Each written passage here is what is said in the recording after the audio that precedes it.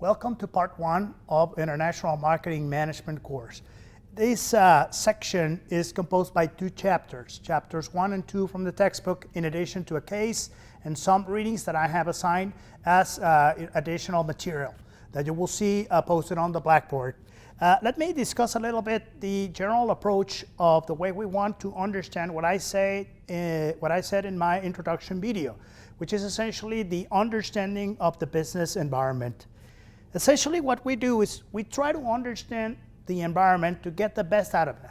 And what you will see in the chapters when you go through them in your reading, it's essentially 2 basic ideas. One, the notion of scope, that is growth. It is something that we could refer to as the growth imperative. In other words, you need to grow and grow and grow and grow. It is not just financial greediness or some economic nonsensical things. It has to do with the dynamics of society in the markets, our social approaches. In other words, we need to somehow work and interact our growth according to the communities and societies we live in. And this is essentially a concept of social marketing that you are not necessarily going to read in the book, but is the underlying assumption on the reason why we want to do that. Now, companies undergo a very dramatic pattern of evolution.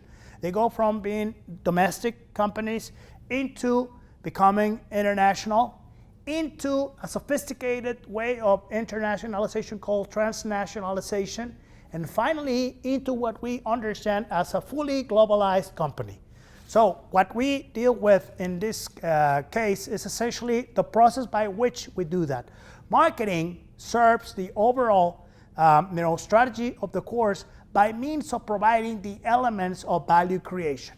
But before we do that, we need to understand 2 basic elements of the market.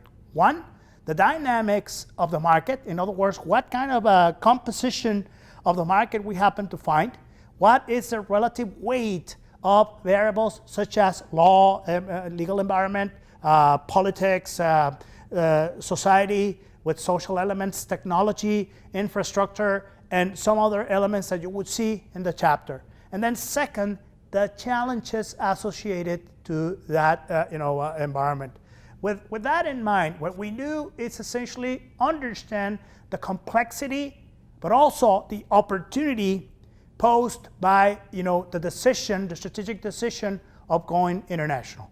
Again, from the marketing perspective, what we are trying to do is gaining an understanding of the variables that we call macro or aggregated, so we can, with that understanding, moving to the second stage, which we will be analyzing later on in the course, that had to do with buyer and consumer behavior, that we will be tackling from the consumer, end consumer perspective, and also from the industrial or business to business perspective.